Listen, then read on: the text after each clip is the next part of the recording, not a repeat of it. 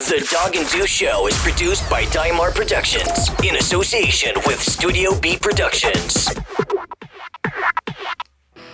Welcome to Utah's longest running sports podcast. This is Dog and Deuce. Every week we take a deep dive into the Utah Jazz, the Utes, Cougars, Aggies, and everything in between.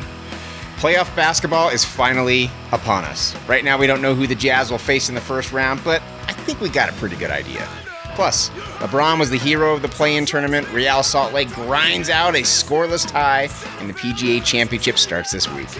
We've got all that and a whole lot more coming your way on Dog and Deuce number 369.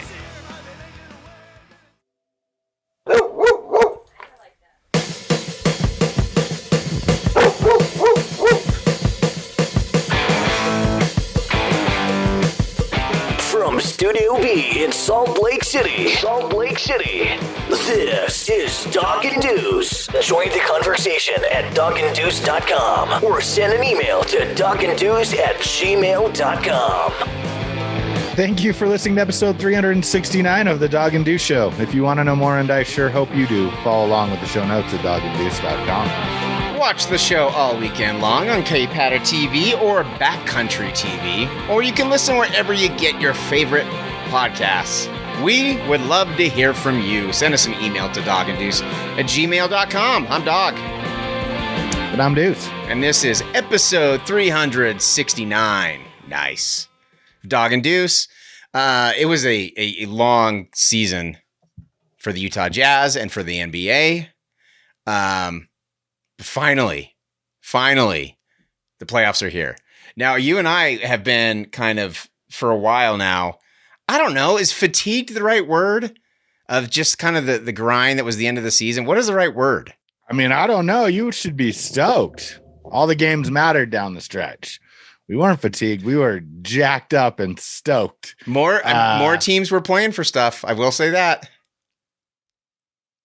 I don't know what you'd speak of, but okay. If you're confused, tell me out of the 4 games that have been played, how many have been awesome? 1. Woo! 25% clip. I mean, that's a failure. Well, yeah, but I mean, whatever, dude. I mean, that you can't judge an entire concept by one sample size. Like you just can't. And LeBron James has a detached retina. Yeah, so that's good. That makes the playoffs a lot better. Having the best player in the league injured in a game that.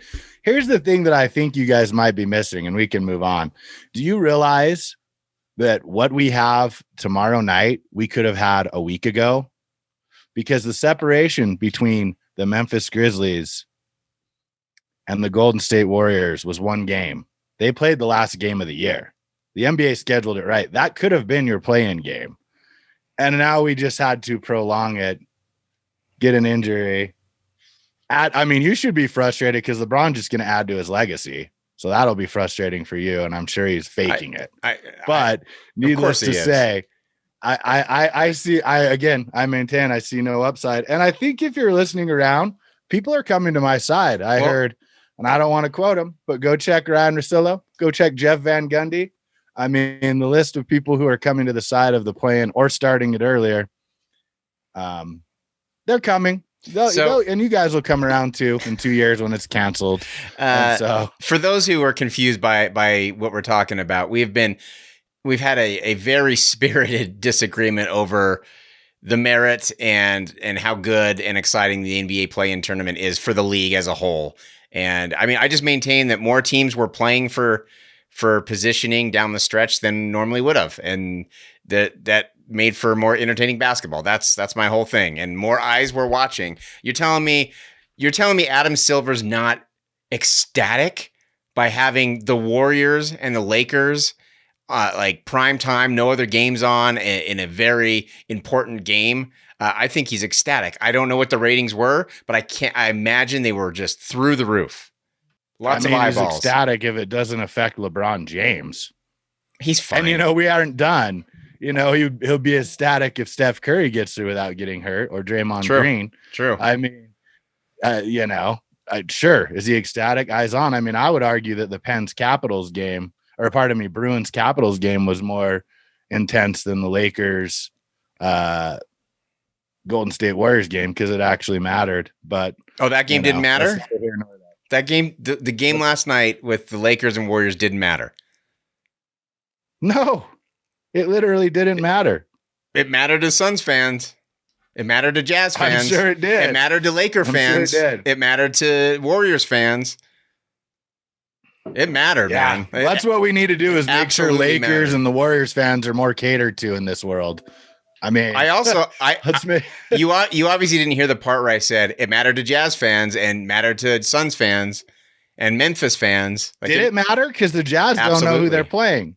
Not yet. I mean, there's no determining factor. And here's the thing. Like, I'm just super excited we get to talk postseason basketball now because it was kind of a grind there at the end. It was a little... It was tough to keep track of what teams got to win and lose, and it was a little frustrating, and I was fatigued by it. So I'm excited. We're talking postseason basketball.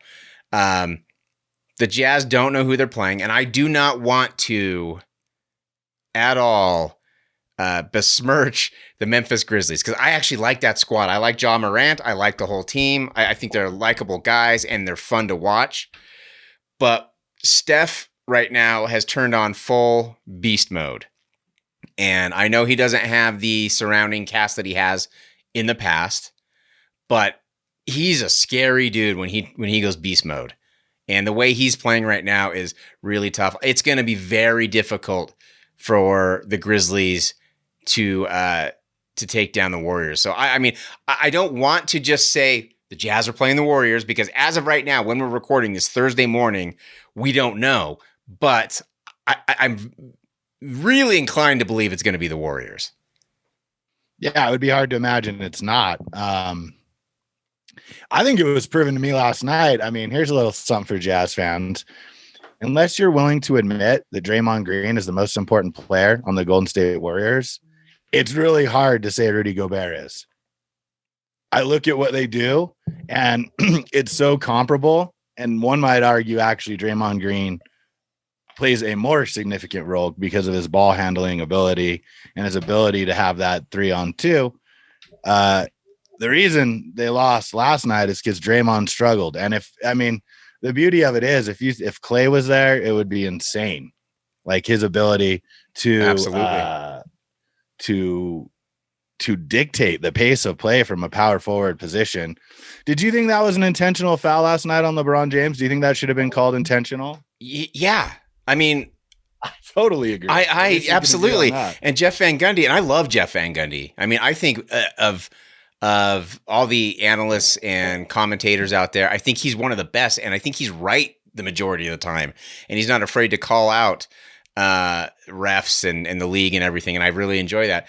But he was like, it's not a flagrant. And I was like, dude, he didn't go for the ball, man. He went for his face. And I mean, I don't know what more you need, dude. Like, and I understand. That was an intentional foul, hands down. Hands down. In the modern day NBA. Absolutely. Like, I'm sorry. I don't care what you want to say, playoff basketball or not. Not only that, then he tried to provide this corollary like, well, he hit him there because he can't jump. I just want to point out, nowhere in the rules does it say, if you're less athletically gifted than me, we don't call that an intentional foul. Right. Like, because you are hindered by your athletic ability, that means it's just a common foul. I think that was intentional, or should have been called intentional. Or, I mean, I'm fine if it's not, but then let's just play it that way. You know, right. I mean, that he hit him in the face. It doesn't matter if you mean to. Like, for example, targeting. Like, do you think they're trying to target them every time there's targeting the NFL? Probably not, because they get kicked out. There's no, oh, you didn't mean to? Okay. It doesn't matter if you mean to, you did, right? An official is the judge, not the, like it doesn't matter intent. It just matters what happened. Weird. Yeah, I dude. thought that was a weird moment where I was shocked that it did go to common foul. I was too. And everyone, all the commentators, and I was looking online, and it just seems like everyone was just, oh yeah, totally. That they better not call that a flagrant, you know? And I guess I don't know what a flagrant is anymore. I don't know what a travel is. I don't know how to play defense anymore. And I don't know what a flagrant is. Like I'm at the point in the NBA where I'm just so lost in how everything is called, because everything I thought I knew about basketball is obviously very wrong. Because like, what is the Euro step? It's legal traveling, right? Yeah. When did this become allowed? I would like to know what the rule is on that. Because how do you just say, oh, we're going to ignore this one form of traveling? I don't get it. And because it essentially is a jump, right? And when you leave your feet, they say you leave by 1 foot, so it's a step typically when they do it, not 2-footed. So it doesn't look like a jump is how I'm guessing they rationalize it. I don't know. I don't understand how it can't be. Like when you leave your feet, you leave your feet. That's jumping in the air. That would be double dribble or traveling, whichever you want to call, or not double dribble. Yeah. I mean, traveling. I don't get it, dude. I don't think I'll ever understand it. I've gone full old man mode. Back in my day, games were called as they should have been.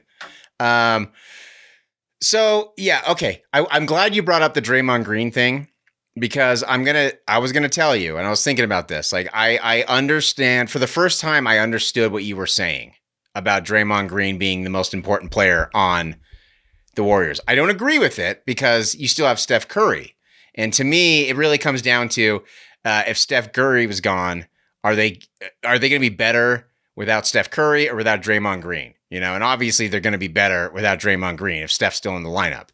Whereas with the Jazz, and this is hotly debated, you know, but this is just my opinion. I think the Jazz are better if they're missing Donovan and not Rudy. I think that as long as Rudy's in the lineup, I think, and to me, that's that's how I define most important. But I will say, to open up that game, I started to really understand kind of where you're coming from because the defense Draymond played on Anthony Davis to start out that game was outstanding. I mean, it was lockdown. He shut him down. I don't know if I've ever seen Anthony Davis be shut down. I mean, obviously it didn't last, but he was in his head and he was really working him hard. And to me, I was like, oh, okay, I'm starting to understand what James is saying. Again, I don't fully agree. I can't go all that way, but I'll give you credit because I'm starting to come around on that one. Keep coming. I mean, keep coming. I don't see any difference between what? I don't think Donovan can do what Steph can do, but I think Donovan could get plenty. And here's a problem that is unique to the Golden State Warriors. While Steph can get his own shot off a pick and roll when a switch occurs, or even if a switch doesn't occur, if they fight over the top of the screen, at the end of the game, the difference, and while Steph is limited somewhat, and Klay Thompson isn't in this capacity because of his size, he struggles. I mean, if you think of what the Jazz would have done last night, or the Lakers, or, you know, the pardon me, the Nets with 2 seconds left and the ball past half court, they'd have ran a screen, got Donovan, got LeBron, got KD out there, got him the ball, and he'd have gone one-on-one. They had to run such an active set to get Steph a shot that, I mean, the pass had to be perfect how he was coming off, and obviously it wasn't. I mean, that is one way where Steph Curry is limited in that capacity just from coming from 2 seconds. He needs not a lot, but he does need a little help to create some space and allow him to dribble and create his own space to shoot. But needless to say, Steph was amazing last night. I mean, and here's the thing. I was in a bad mood all day yesterday. I mean, I went into a grocery store and I don't want to get too into it, but like I get people aren't wearing masks now. Like I understand that, but none of the employees were in the deli and in the produce, and they're breathing all over the food. And I'm not fully vaccinated yet. I don't have all my antibodies yet. So I was really worked up yesterday. And so I got a little aggressive on Twitter, and I kind of regret doing it, but I was really worked up, and I was just like, dude, like everyone's like, we want to play the Lakers. We don't want to play the Warriors. And I'm like, dude, are you out of your mind? Like, the Lakers are freaking, it's LeBron James. Like, when does he not get to the finals? He's LeBron James. So the last team I want to play in the world is the Lakers in the first round, because that's going to be probably an 8 upsetting a 1. And that's a horrible look, especially coming off last year. But with that said, I'm not looking forward to playing the Warriors. And I know you've kind of changed your tune a little bit, and you're a little less confident of the Warriors' ability to compete against the Jazz. But for me, just seeing what Steph Curry's doing right now, I'm not looking forward to that either. It's not like there was no good situation that we could have faced.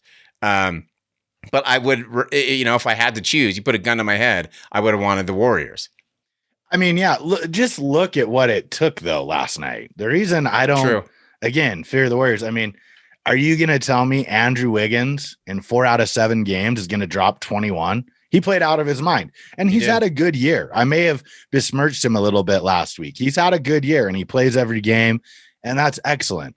But I'm not confident that he's going to come out and drop 21. That's the only reason the game was even close. And the fact that LeBron James and Anthony Davis struggled mightily in the first half. The minute they even kind of got it cooking, like I wouldn't even say they were on fire. The margin closed, they took over and won.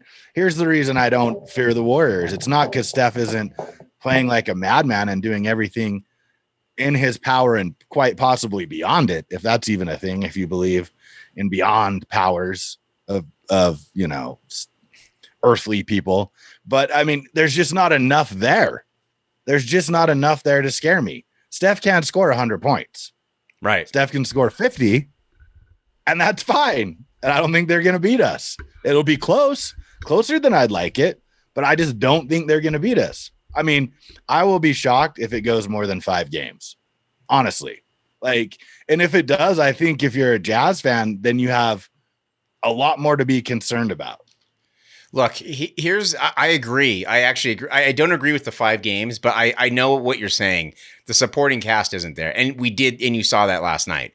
Like, even though Andrew Wiggins did go off, there just wasn't enough there. There wasn't a Kevin Durant. There wasn't a Clay there. They didn't have everything. And when you trap Steph Curry at the top of at half court, which they did towards the end, if you have good enough defenders, you can actually minimize what he's going to do, and which is great. I can't remember where I was going with that, but I don't agree with the 5 games, but I do understand what you're saying. Here's the thing with the Jazz. If they're playing how they played back in January, I think they can beat anybody. I don't know. With the Lakers, it's probably a toss-up, but I think they could beat them. There's definitely a possibility. How confident are we that they're going to get back to where they were in January? How realistic of a goal is that? Because they were playing record-setting basketball in that time period in January and February. I just don't know how realistic we can be with that. They've had multiple 9-game win streaks. They've had an 11-game win streak, and that's great. During a lot of that, there were some poor teams that we played. There were some shorthanded teams, good teams that didn't have their top guys. That's concerning to me. But I mean, yeah, if they get hot and they start playing how they played in January, yeah, it's a sweep against the Warriors. I don't know if I see that happening. They just have not been all there. And especially with Donovan being out for so long, getting him back into the rotation, it's going to disrupt the chemistry a little bit. I mean, we saw it with LeBron last night. He had a hard time getting going, but once he did, he was much better. But it takes a bit. And now the rest of the team's got to adjust to Donovan too. So I don't know. Are you confident that they're going to play like they did in January?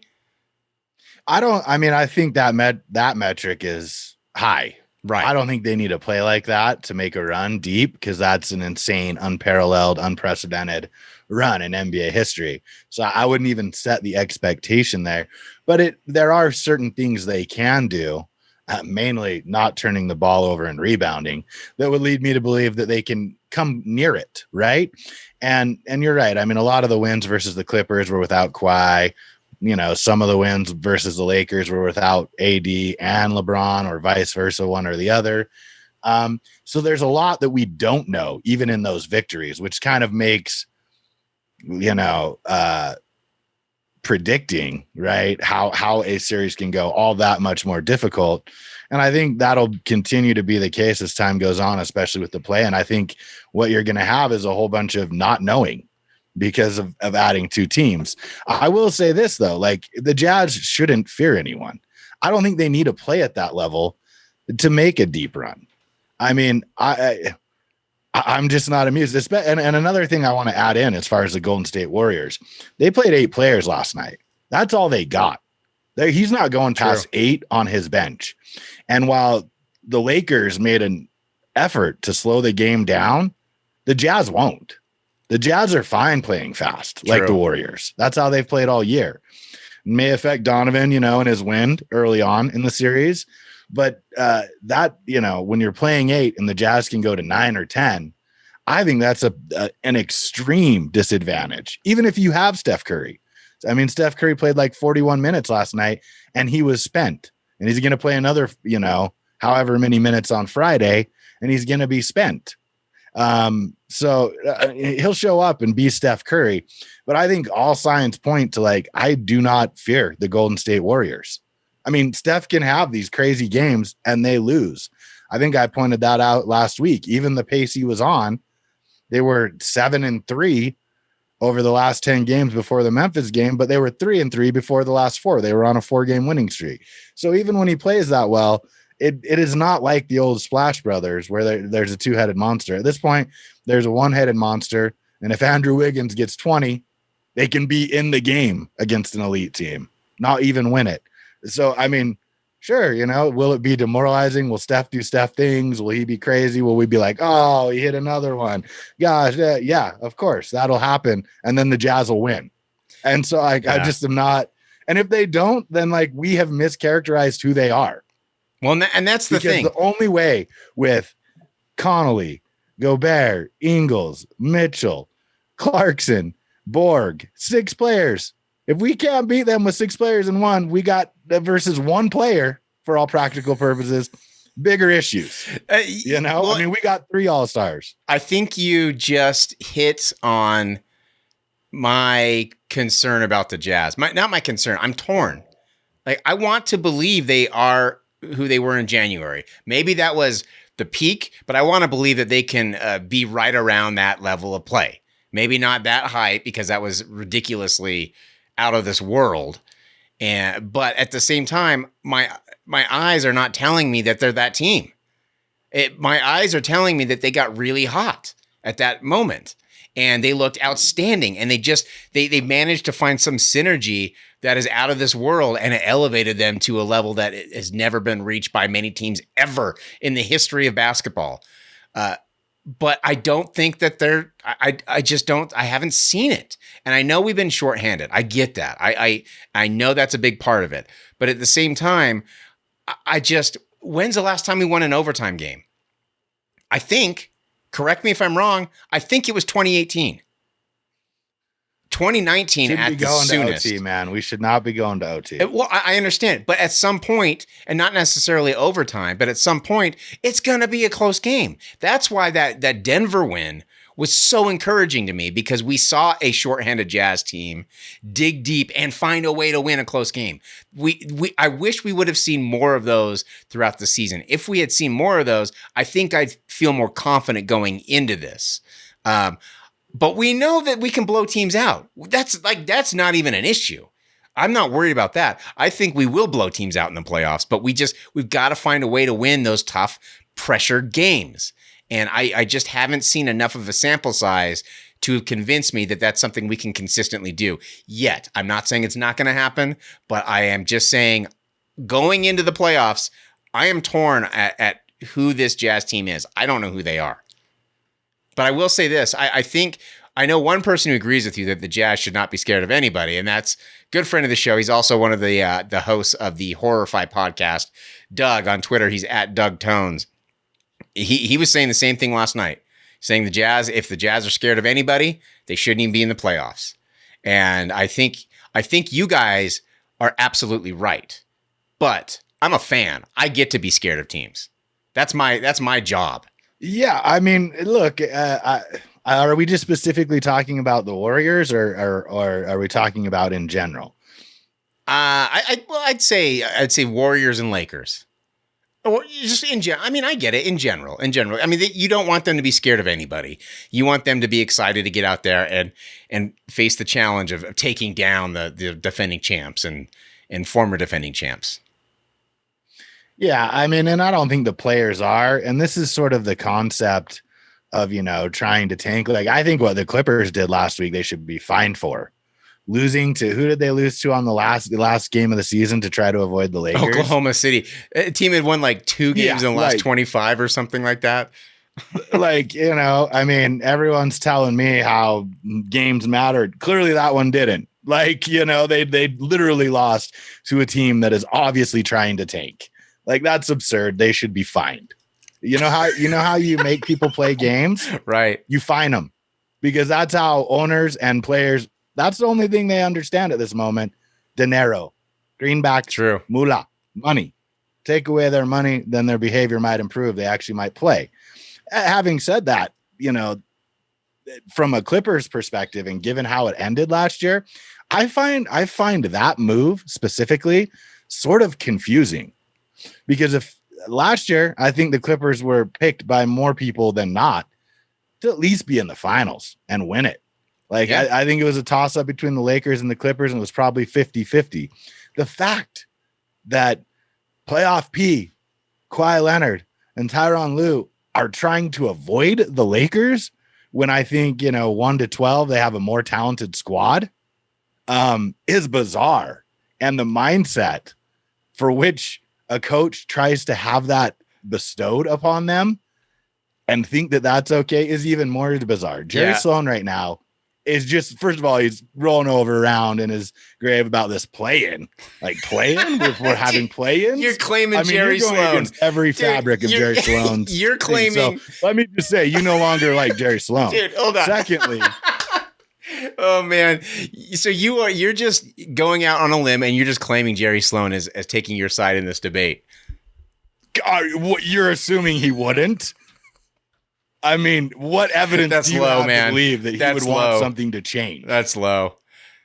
But what evidence do you have that he would want? Yeah, he doesn't like change. He doesn't like change. He didn't like change at all. No, he's a reasonable human. He understands some things don't need to be changed. But you're right. He would. And secondly, he would be very where I was. He'd be very unhappy with the tanking. Yeah, to say the least. I mean, like, how do you what? It's probably inevitable that you're going to meet them, but now, like, you've avoided them. Like, I don't understand the concept. Yeah. I hit on this last week. You've actually been talking about this for a while. And so I want to give you credit on that, because when you eventually do meet them, if you eventually do meet them, how do you walk in? And I'm kind of paraphrasing something that you've said in the past, so correct me if I'm getting it wrong, but how do you walk into that locker room knowing you got to face a team that you try to avoid as long as possible? Like, there's no already your mentality is like you're beaten already. I mean, you got to wonder, I don't know if I'd go that far, but it's got to put a little wonder in your brain. Like, oh, that strategy failed. I mean, they're essentially hoping that, whether it's Phoenix, they're hoping Phoenix essentially, or whoever will come after that beats the Lakers. I mean, it's crazy. Yeah, but you know what? And I said this last week, and now a lot of people are catching on. I mean, the Lakers looked vulnerable last night because of the lack of chemistry, something you're concerned about with Donovan coming back into the lineup. I mean, if you're worried about the Warriors, then you definitely shouldn't be worried about the Lakers as currently construed. They game planned Andre Drummond off the floor. But here's the thing. Here's the thing with the Lakers. You don't think LeBron's going to figure it all out in 7 games? Like, anyone who doesn't understand that he's LeBron James and he's just made a habit of going to the finals every year that he's in the playoffs, he's going to figure it out in a 7-game span. And it probably won't even take him 2 games to figure it out. I mean, all that's true. I just don't know that they have the horses. Same thing. I'm going to play the numbers game. Again, just as I did with the Warriors, like, you're relying on, and I love Kyle Kuzma, but you're relying on him to get 18 to 20. Yeah, he's too inconsistent. Happen. I mean, I know he averaged 15 this year. He's going to have Royce O'Neal on him, and he will choke. I mean, he's too inconsistent. And if he has to face a tough defender night in and night out, it's going to get in his head, I think. I hope I'm wrong. I hope he proves. While Wes Matthews is going to come off and bank home a whole bunch of threes every game. Right. I mean, what? Caldwell Pope. I mean, Schroeder's your answer probably of who the Jazz fans would fear the most, because he's just a straight Jazz killer, no matter what uniform he has on for the history of his career, whether it's Atlanta OKC or LA. So he would be your one you would be most concerned about. But again, not overly concerned until those guys are on full throttle. And I just don't know. I mean, for me, and look, it's possible. It's possible with game planning and players going cold, et cetera. It's possible. The Jazz have so many options, whereas the other top-notch teams are more limited. True. They're just more limited by the nature of how their team is construed. So, I mean, 1 through 7, it's arguable that we could have 2 awards in our first 7 players off the bench. I mean, we would be the only team who would have that 6th man of the year and a defensive player of the year. Like, at some point, if you're a Jazz fan, you can't be saying, "Oh, we deserve all these awards," and then be like, "Oh, but this is going to be so tough." Like in the year we're discussing, we dominated. Well, we have to me, that's what's so perplexing about this team is we've seen them for an entire season, and I still don't really know who exactly they are, which is really weird to say and really uncomfortable. And I don't enjoy that. I am thrilled though that over the last 2 years, we've gotten past the whole offensive problems, because that was forever. It was like, we're a tough defensive team, but we can't score. And that was awful. So that feels good. That feels good knowing that we can score with anybody. Another big question though is what's going to happen with Borg once Donovan comes back, because I don't know if we've really seen our big 4 at full strength really playing together, because earlier on in the season, Borg just wasn't, he was struggling. And you could say, there's lots of speculation as to why, but I think it had to come off. I mean, you're coming off wrist surgery on your shooting hand. To me, that takes a lot more out of you than a lot of people would think. And you're a basketball player, so that's definitely not a good thing. So what's going to happen, man? Like, I don't dare hope. I don't dare sit there and say, "Oh man, this could be great," because I'm a Jazz fan. I've had my dreams crushed so many times that I can't even count them anymore. But if Borg can keep firing like this and he can keep playing like this, dude, I mean, maybe there is no one that could stop us. I don't know, but he's got to play better defense though. That's gonna be a big issue. Yeah, I mean, his defense is always the question mark. His offense tends to come around even in 5-game stretches if you want to consider it that. I mean, look, Joe Ingles is probably going to the bench, right? As the starting 5 has been currently construed since Mike Conley's come back. I think he'll be better there too. Yeah, I mean, he's been pretty good. I think he's, like we talked about, it seems to me, and I just want to point out, everyone made fun of me. Maybe I'm just like, what are those people who like foresee someone being tired? I don't want to say clairvoyant, but you were looking into the future. Last game, he had 1 rebound, 5 points, 5 assists. Yeah, I mean, honestly, James, I mean, I'm not blaming this on you, but I'm going to blame it on you. He hasn't looked right since you said that, because he was playing like the best stretch of basketball of his entire career, and then you said something didn't look right about him, and then right after that, he started tanking. So I'm not going to blame you, but I'm totally blaming you, man. I know the powers I have are amazing, yet I still remain poor. Like it's something I don't understand. Well, that's an execution problem. That's a you problem, my friend. That's true. Very true. But look, I mean, what are you picking? Like, here, let's make a pick, assuming it's the Warriors, and if not, we'll have to do a quick cast to change our things. I mean, I do not fear the Warriors.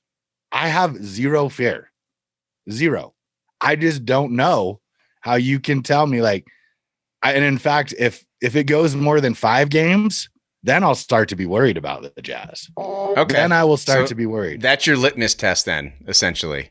For sure. Okay. I mean, I can see fair. Steph going bonkers, getting 65 or something, and then winning. And I think it could be game 1, frankly, with Donovan being inserted back into the lineup. Like, I wouldn't be surprised if the Jazz lose game 1 because of what's at stake, nervousness, reentry of Donovan Mitchell, et cetera, et cetera. But after that, I mean, and if they get over game 1, I would almost think it will be a sweep, because that seems to be where they would be their most vulnerable. So you got Jazz in 5? Jazz in 5. If it's the Warriors, I mean, we're going on this assumption, and if it ends up being Memphis, If that's the Jazz opponent, we'll get on. We'll do a quick cast. We'll talk about it and we'll break it down then. We'll probably try and get some guests on that too, because we were trying to get the hitting the high notes guys on, and we haven't had a chance yet, but we're definitely going to do that. I'm going to go Jazz in 6 because I think Steph Curry is good enough to give them 2 games. But I do actually agree. I think you make very good arguments when you say it's just not, he doesn't have enough help. Essentially, he just doesn't have the personnel to back him up, and he can only do so much. And but Steph Curry is good enough to get you 2 games against the Utah Jazz, even against that defense, because he's just unstoppable right now. I mean, it's going to take a superhuman thing to stop him. We have 2 voicemails, and Caruso did pretty good last night. He did. It's true. Caruso did pretty good last night. He did. We have 2 voicemails this week. So we plowed through this episode. I mean, we're super short on time. So let's play it. Speaking of hitting the high notes, they had us on about a month ago or so, and that was a fun discussion.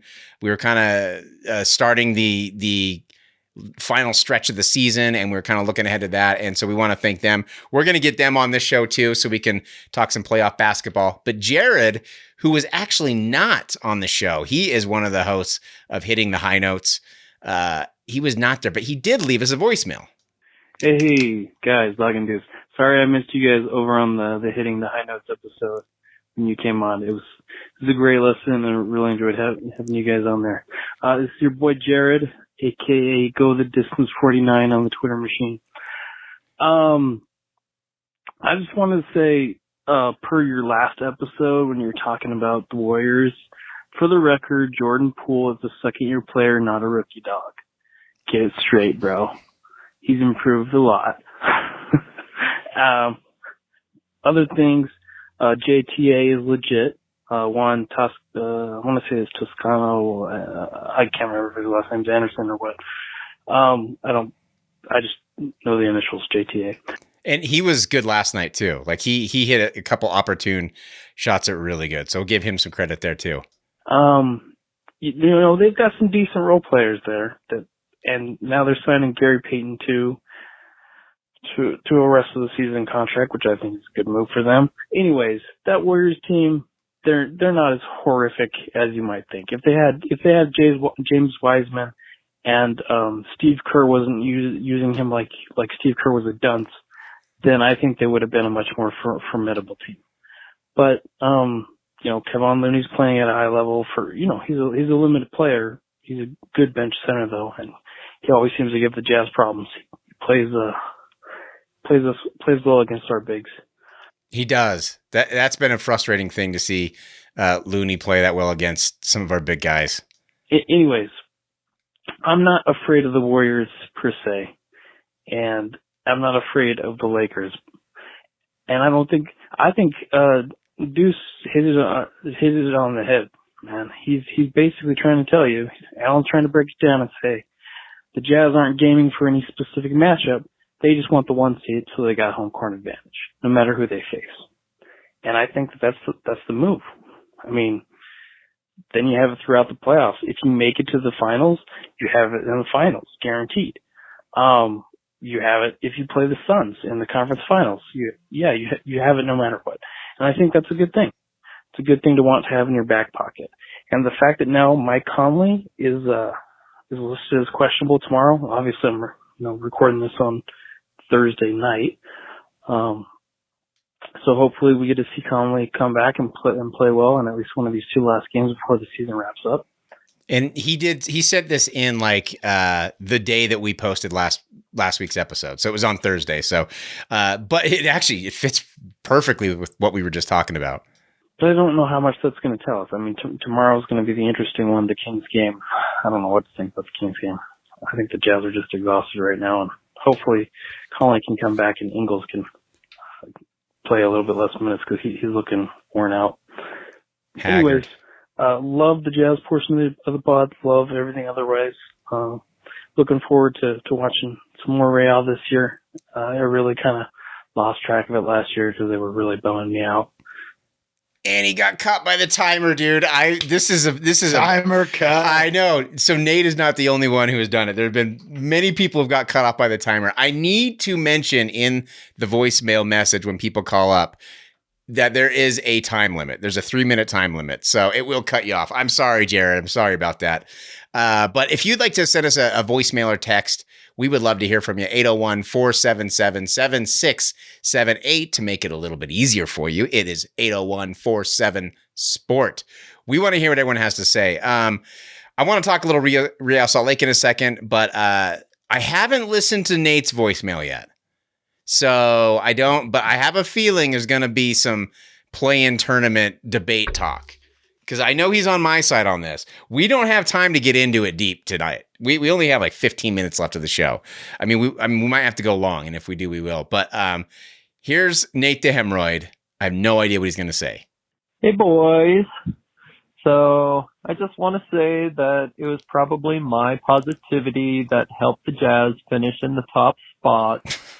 I hate taking all of the credit, but it definitely had something to do with my positive phone call a couple of weeks ago that kept this team focused. So, once again, the Jazz don't get a National Coach of the Year recipient. And I will admit that Williams has an argument to deserve the top spot. But I'm just going to point out that Quinn took a middle of the conference team to be number one in the entire league, and that was all without their star player in the last month of the season. That's true. We haven't talked about this yet, but real quick, how do you feel about Monty Williams getting Coach of the Year? I mean, I think Quinn was obviously deserving, and there are a handful of people. Tom Thibodeau out in New York, getting the Knicks to a 4 or 5 seed, whatever they're at now. Maybe they've been dropped to a 6. I can't remember. Is one. I have no problem with Monty Williams. I mean, the Suns weren't even in the playoffs last year. Right. And now they're the 2 seed. So if you're going to talk about making a team move up, that's pretty significant as well. Yeah, I got no problem with Monty Williams winning it. I mean, but like you said, there were multiple very deserving coaches. Quinn, there's a strong argument, but taking a team that was that bad, or not, I guess they weren't bad, but they were up and coming, but to miss the playoffs and then bring them to the 2nd seed is pretty damn impressive. All right, we'll keep going. Just another way that the league can give a middle finger to the state of Utah yet again. And by the way, I must apologize. Sorry we busted your balls, Mr. Deuce. I did not want it to get that heated regarding the play-in game. But I guess we will finally see if it's a massive failure after this week. So maybe you can be rubbing it in our faces based on the results. But anyway, the RSL game, that might have been the most boring sporting event I've ever seen in person, not going to lie. And it is sad because I love my Claret and Cobalt, but I'm not sure how much I would love MLS if I didn't have a home team to root for. But maybe after taking a break from sports, the pandemic finally reminded me how boring soccer can be. So Mr. Dog might have a good point about that. Yes, it's so true. Okay, I'll let him finish. Then I have a thing. And I do love the World Cup, of course, since that's the most amazing sporting event in the summer every 4 years. But keep up the positivity, boys, and never forget Deuce like you did last week.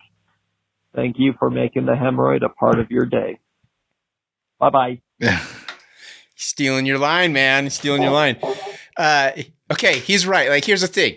I don't think I would care at all about soccer if I didn't have a home team. I agree with him 100%. Did you watch that RSL game last week?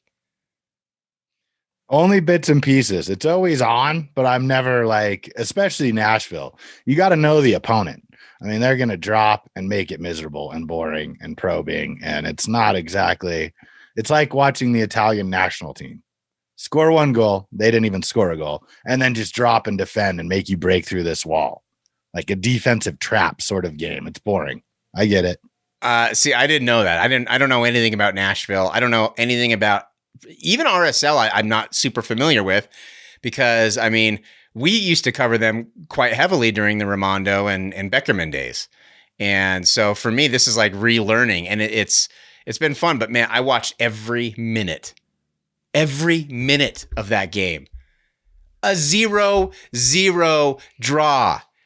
No score. I watched the whole damn thing, the entire thing. I got a list of, okay, we're talking about innovating sports. I know there's going to be a lot of boomer soccer purists out there who don't want to change anything. So, and I get it, but we got to change soccer, man. We have to change soccer. We cannot allow things to continue this way. I know we're not going to change the Premier League. I get it. But MLS can do some things to make it a little bit more friendly for our domestic viewership. Okay. First of all, I'm gonna go from the least likely to happen to. Well, hold on real quick. Why do you, you're the one who always tells me like, oh man, this reeks of American arrogance. This reeks of American arrogance. I'm embracing. It's a time-honored tradition. We're going more towards the European way of playing soccer. I'm sorry. Not further away from it. Sports. There is sports is meant to measure, which it's measuring one team against another team. You can't have a tie, dude. You can't. There is no room for ties in sports. I'm sorry. The whole point is to find out which team is better. I hate it in the NFL. I hate it in MLS and anywhere else there could possibly be ties. It's awful. That's the one thing. You get rid of ties. Like, how do you have a 0-0 draw? How do you just stop that? Like, no, that's unacceptable. That is absolutely unacceptable. I've talked about this on the show before. I've ranted about it.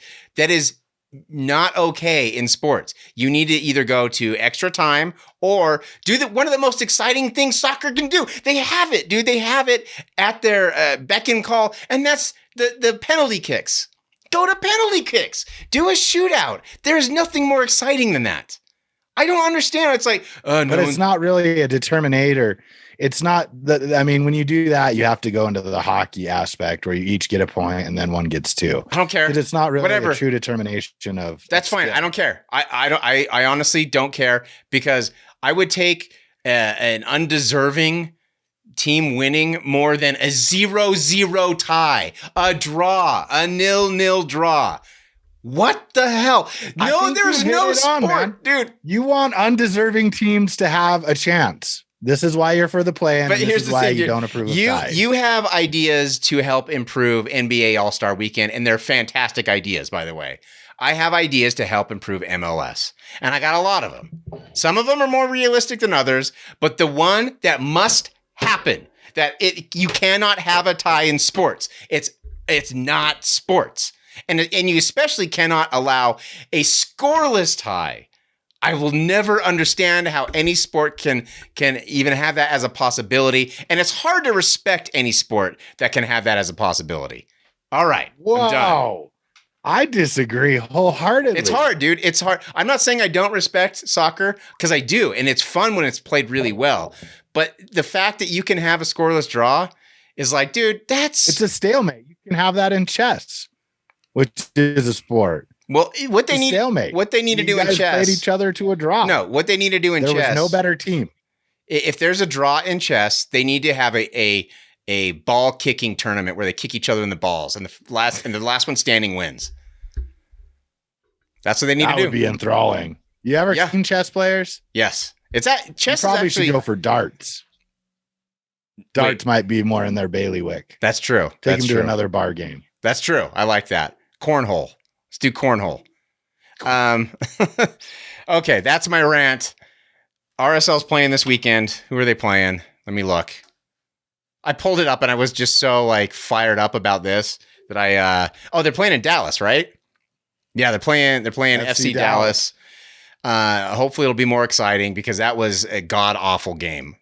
Watching that match was terrible. So hopefully it'll be more exciting. I am enjoying watching soccer though. It's fun, but it was in stark contrast because the very next day I put on hockey playoffs and it was like a breath of fresh air. It was like just constant movement, hitting each other, like scoring. It was so much fun. And of course it went to overtime. Imagine that. It was tied at the end of regulation and they added more time to see who could win. What a novel idea. Well, they do that in the playoffs. Yeah, playoffs. They do that in the playoffs, and there's no shootout in hockey in the playoffs. They play till it's done. Cool. You got to win during the normal course of a game. Do that. And I understand I understand soccer is incredibly difficult to play. I totally get that. But you know what? If you're not good enough to score a goal in regulation, neither team, then you're just going to have to duke it out, man. You got to keep going. Dig deep. Eventually, someone's going to get tired. You got to do something because ties, it's not working, man. Okay, that was my soccer rant. I've been stewing on this all week long, dude. I was like, I can't wait to get on the mic. I have to get this out of me. All right, you want to talk some PGA Championship? Actually, I think a better, more topic is, and I don't know if you saw this, would be, again, the assault on the unwritten rules of baseball. I don't know if you saw how and or heard about the Tony La Russa Chicago White Sox debacle where he gave a 3-0 take sign against a middle infielder pitching. The White Sox are up 15-4, and the dude misses the take sign and hits a homer. And then the next game they throw behind him. And I'm starting, I hear everyone's like, dude, I don't really have a problem with a bat flip. I think there is a level of ridiculousness where you look dumber than what you accomplished. Like the Jose Batista, and he follows me on Twitter, and we've had a dialogue. Like, I didn't have a problem with it, but you just look sort of absurd, right? There is a point where celebrating becomes absurd. Like, we all know, like, you did it, like, and we don't need to see anymore, or at least I don't. Like, if celebrate, I'm fine, but there is a crossover line for me. Well, dude, how do you handle the NFL then? They got a dance cam in the end zone nowadays. Yeah, but those are like, I don't know. I mean, I always enjoyed Ocho Cinco. Yeah, and so that's part okay. Of his shtick, right? That's okay, but flipping a bat's not. Oh no, flipping the bat is fine. But like going major league, running around like Serrano, grabbing your crotch is like unnecessary, Like, there's a line. Like, I don't want to take anything away from the moment. Sure, flip your bat, toss it, go Sosa on it, The best ones don't, though. Just want to point that out. In the history of the game, Barry Bonds only did a few of those, and he hit the most home runs. Hank Aaron didn't do that. Mike Trout doesn't do that. What about Randy Moss's? The best players don't need to do that because their game speaks for themselves. That's just my opinion. What about Randy Moss? That's how I roll. And but I will say this. I saw a lot of people frustrated with the idea that we'll just get them out.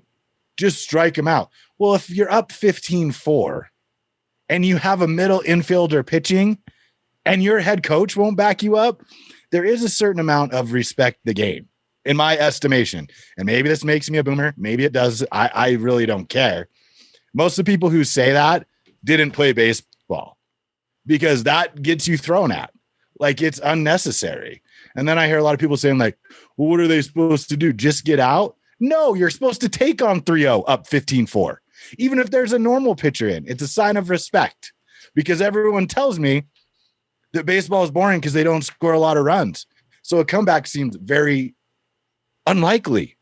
Which is it? You can't tell me baseball is boring because they don't score a lot of runs and then say, what are they supposed to do? Just bunt until they're out because they could come back the next. Which is it?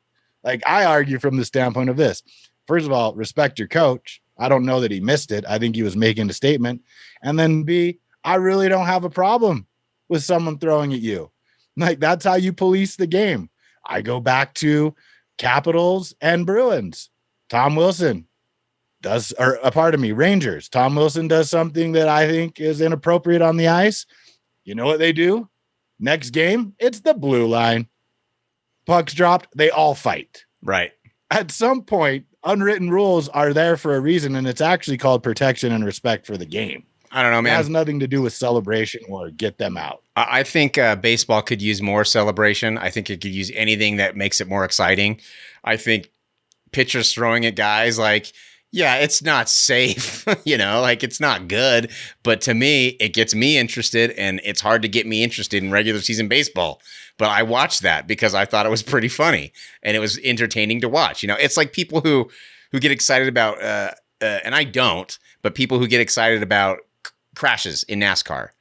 Like, it's something that happens because there's, turning left over and over. It's pretty boring. So to me, I think baseball could use a little bit more pizzazz and celebration, and they need something to draw in more viewers because it's just it's hard, man, in the regular season. Yeah, well, and I mean, I compare it to like people who say like get them out. Like, would you agree at the end of a basketball game? And I've always wanted to ask them this, where where they're just dribbling and no one's playing defense. Well, theoretically, you can run in and score, but that would be frowned upon because it's dumb. The game is over. It's Bush League, right? Like that's the same thing in a baseball aspect. Like, sure. Or who was it? Ricky Davis. Remember how much grief when he tried to get his own rebound triple-double on his basket for getting a triple-double? Right. Is that cool now too? Right. Like totally making a mockery of a statistical accomplishment. I mean, where do we draw the line between making a mockery of everything that we know to be true just for the sake of like flashiness and fun? Like, oh, it's fun. Well, great. It's making a mockery. I mean, I've had a lot of, a lot of this country and stuff has been made a mockery over the last few years, and I don't find it funny. Like sometimes time-honored traditions are there for a reason, and they actually hold a line that I value. And this is one of them. Like if you're gonna be saying get him out in baseball, then don't be angry when Ricky Davis tries to get a triple-double on his own hoop. Do not tell him that because he's just trying to play the game and have fun. See, I thought that was kind of funny too. Like it is funny. I thought it was kind of funny. It's absurd. It's only funny because it's absurd. True. Right? Like everyone would have been like asterisks next to that triple-double. Right. Yeah. I don't know, man. Baseball, it needs a shot of adrenaline somehow for me to. I mean, postseason baseball is outstanding. I love it because every pitch means something. Every single aspect of the game is infinitely more important. Whereas regular season baseball, it's like this is one pitch of 10,000 that are going to happen this season. Why do I care? Who cares? It's tough to get me excited. That one game could matter. It could. It could even matter in your wild card love playing game. Unless they have a play-in game, then it won't matter anymore. Then it won't matter. All right, that is going to do it. It does, though. I don't even know what. Is this going to be like that argument we had about blowouts, defining a blowout? Is this going to be one of those things that just goes on and on forever and doesn't end? I hope not. I mean, probably because I think at this point, I'm on the right side of the argument. Like, well, I know I'm on the right side of the argument. You're telling me 25% of the games were good, and that makes it an exceptional idea. I just don't see it.